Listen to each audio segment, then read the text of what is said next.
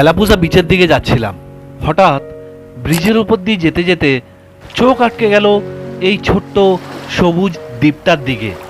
চারিদিকে জলে ঘেরা, মাঝখানে নারকেল গাছের সারি, যেন প্রকৃতি নিজের হাতে এঁকে রেখেছে এক টুকরো নীরব পৃথিবী। বন্ধুরা, আবার হাজির হয়ে গেছি আমি আপনাদের হোস্ট সঞ্জীব বিশ্বাস। আমার চ্যানেল বাউন্ডুলে বিশ্বাসে আপনাদের সবাইকে স্বাগত জানাই। আর এক নতুন এপিসোড নিয়ে, নতুন ভিডিও নিয়ে আবার আপনাদের সামনে উপস্থিত হলাম। এখন এলাম কেরালার অ্যালাপুজের অ্যালাপুজ বিচ, মানে অ্যালেপির যে মেইন বিচ অ্যালেপি বিচ, সেই অ্যালেপি বিচে এখন এসে পৌঁছেছি। এটা হচ্ছে অ্যালেপি বিচের একদম ঢোকার সময় এন্ট্রেন্স আর কি। আমরা বিচের সামনে যাব, চলুন বিচের সামনেটা কি ঘুরে দেখি।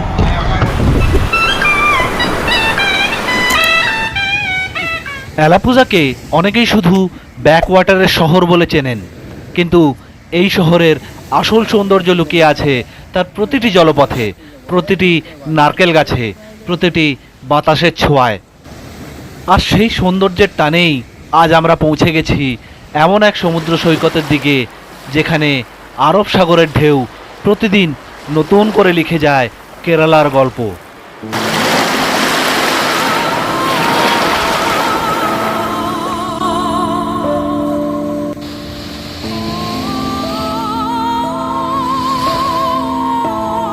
কেরালার প্রতিটি জায়গায় একটা আলাদা শান্তি আছে। রাস্তার দুপাশে ছোট ছোট বাড়ি, নারকেল গাছ, চার্চ, মন্দির, মসজিদ, সবাই যেন পাশাপাশি দাঁড়িয়ে আছে। মনে হয় প্রকৃতি এখানে মানুষকে শিখিয়েছে একসঙ্গে বাঁচতে।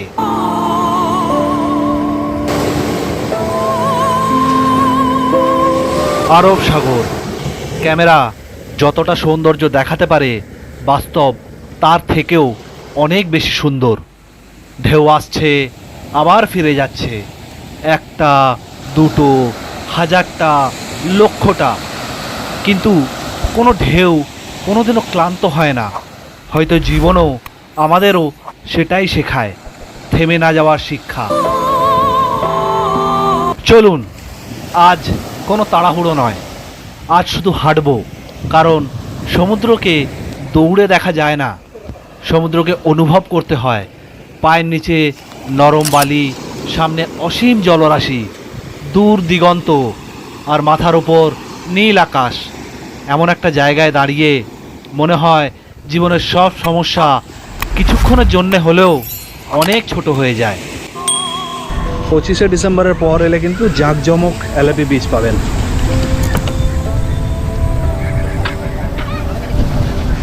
সূর্য অস্ত যাচ্ছে দেখুন সমুদ্রের কোলে। আপনারা অনেকেই জানেন না, অ্যালাপুজা শুধু একটা বিচ নয়, এটা কেরালার ইতিহাসের একটা গুরুত্বপূর্ণ অধ্যায়। একসময় এই শহর ছিল আন্তর্জাতিক বাণিজ্যের অন্যতম কেন্দ্র। আমাদের দীঘার বা পুরীর বিচের থেকে অনেক বেশি পরিষ্কার বিচ অ্যাকচুয়ালি। পরিষ্কার বিচ কারণ হচ্ছে যে এখানকার জলটা পুরো নীলাভ, নীল কালারের জল, নীল আর সবুজ মেলানো জল আর কি, সবুজ টাইপের জলটা, ক্লিয়ার জল। আর বালিও এখানে খুব পরিষ্কার, দেখুন সাদা বালি একদম। আমাদের ওখানে সব হলুদ বালি থাকে, বড় বড় দানা থাকে, এখানে হালকা কালো বালি মেশানো আছে, বাট ম্যাক্সিমামটাই সাদা বালি।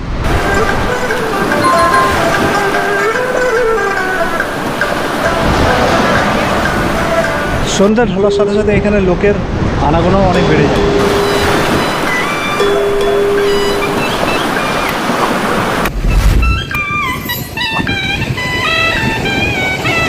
ব্রিটিশ আমলে এখানকার বন্দর দিয়ে মশলা, নারকেল, কয়ের, আরও নানান ধরনের বিভিন্ন পণ্য বিদেশে রপ্তানি হতো। আজ সেই ইতিহাসের অনেকটাই সময়ের সঙ্গে হয়তো হারিয়ে গেছে, কিন্তু সমুদ্র সব কিছু এখনও মনে রেখেছে।